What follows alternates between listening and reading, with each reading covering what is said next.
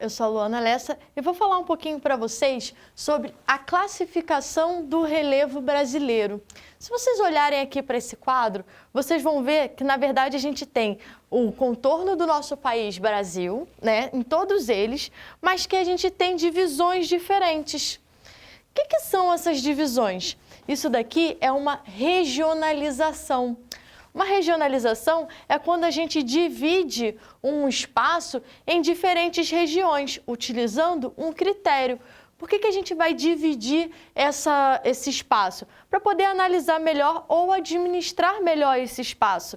E aqui a gente vai pensar mais ou menos o relevo brasileiro e vamos tentar dividir ele em regiões de acordo com melhor oportunidade de estudo, para saber como administrar, administrar os recursos dentro desse relevo e como ocupar o território brasileiro. Então, a gente olha para cá e vê que tem 3 tipos de regionalização diferentes. Eu vou com vocês em cada uma delas. Essa aqui, primeira, foi a primeira classificação do relevo, a primeira regionalização do relevo brasileiro. Ela ocorreu na década de 40 e foi feita pelo geógrafo Haroldo de Azevedo. O que Haroldo de Azevedo, na época, fez, né? Ele analisou o território brasileiro a partir da altimetria. Esse foi o critério utilizado para regionalizar o relevo brasileiro. Então, ele não tinha muitos artifícios tecnológicos nessa época para poder fazer uma análise mais apurada do relevo brasileiro. Então, a gente tem aqui a divisão entre planaltos e planícies. Como é que ele fez essa divisão? Ele utilizou a altimetria, né, a altura desse relevo, onde ele classificou que abaixo de 200 metros de altitude, né, de altura, seria classificado como planície. E acima de 200 metros, a gente já consideraria como planalto. E aí, nós tivemos 8 divisões, né, regionais. 8 divisões entre planaltos e planícies. A gente tem aqui, ó, Planalto das Guianas, Planalto Atlântico, Planalto Central, Planície Costeira, Planície do Pampa, Planalto Meridional, Planície do Pantanal e Planície Amazônica. Aí a gente dá para perceber que, na verdade, são só 2, né? 2 classificações onde a gente colocou, né, 8 regiões. Só que, conforme, né, vai melhorando as condições tecnológicas e criando-se novos olhares sobre o relevo, sobre o nosso território, nós tivemos outras classificações, como, por exemplo, na década de 70, a gente já passa a utilizar uma classificação de Aziz Absaber. O que Aziz Absaber, que é outro geógrafo, vai identificar no nosso relevo? Ele vai mudar o critério de análise. Se aqui o critério era a altimetria, a altura do relevo, aqui ele vai usar um critério morfoclimático. Ele vai tentar analisar não só a altura do relevo, o formato do relevo, como também as questões climáticas que interferem, né, os agentes externos que interferem dentro desse relevo.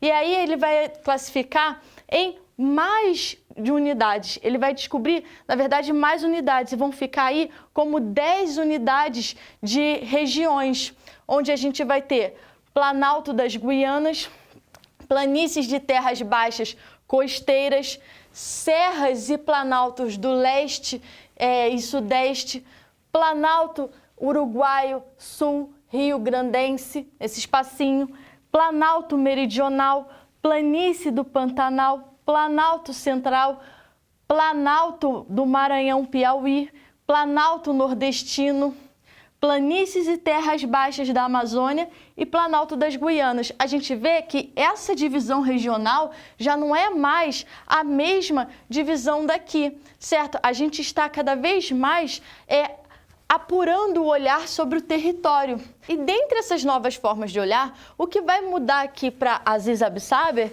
é que ele vai entender, por exemplo, a questão de erosão e sedimentação. Os planaltos, para ele, não é só uma questão de altimetria, ele vai ver qual é a parte do relevo que sofre mais erosão. E a erosão é quando você tem a quebra da partícula do relevo e o seu transporte para outro espaço, que geralmente é um espaço mais baixo, onde ele vai, acomodar esse sedimento, essa partículazinha. E ali naquela parte mais baixa ocorre um processo de sedimentação, que vai recebendo essas partículas que o vento, que o tempo vai mudando, vai retirando ali daquele relevo e levando para uma área mais baixa. Então, para ele, os planaltos, eles são as áreas onde ocorre mais erosão e as planícies, os locais onde ocorrem a sedimentação. E por isso ele modifica, criando mais divisões regionais. Só que aí nós vamos ter uma nova modificação, que vai ser na década de 90, com Jurandir Roys. Jurandir Roys, ele já vai ter o acesso a mais tecnologias de identificação do relevo brasileiro, que foi feito na época do projeto Radam Brasil. E aí, qual é a diferença, para Jurandir Roys? Jurandir Roys, ele vai entender o relevo brasileiro adquirindo mais uma unidade que antes a gente não tinha, que era o quê? As depressões. Ele vai entender que tem áreas que são mais aplanadas do que o seu entorno. Essas áreas mais aplanadas são chamadas de depressões. E nós temos dois tipos de depressões. São depressões relativas e depressões absolutas. O que são depressões relativas? Elas são aplanadas e mais baixas do que o seu entorno, mas elas não são tão mais baixas a ponto de ser mais baixo do que o nível do mar. Já as depressões absolutas, elas são realmente muito baixas e conferem ser mais baixas do que o nível do mar. Então, ele vai dividir o nosso território brasileiro em 28 unidades, que vão ser 11 planaltos, 11 depressões e 6 planícies. E aqui a gente já tem um novo formato regional. Esse formato aqui, feito por Jurandir Roys, tem sido utilizado ainda hoje por ser o mais atual e o que melhor contempla as nossas unidades de relevo no Brasil. Então, para a gente entender um pouquinho mais, vou fazer aqui a revisão com vocês. A gente falou sobre as classificações do relevo brasileiro. Eu te mostrei que elas são, na verdade, regionalizações do nosso relevo, onde temos o de Haroldo Azevedo, com critério utilizado vai ser a altimetria, dividindo entre planaltos e planícies. Aqui nós já temos um critério morfoclimático, dividindo em planaltos e planícies, mas criando mais divisões. E aqui ele vai apurar isso que a gente já estava vendo na questão de morfoclimática e vai ter mais tecnologia, dividindo em planaltos, planícies e depressões, a partir dessa classificação de Jurandir Roys. Bom, fiquem à vontade para tirar uma foto do nosso quadro. Foi um prazer dar essa aula para vocês e nos encontramos numa próxima.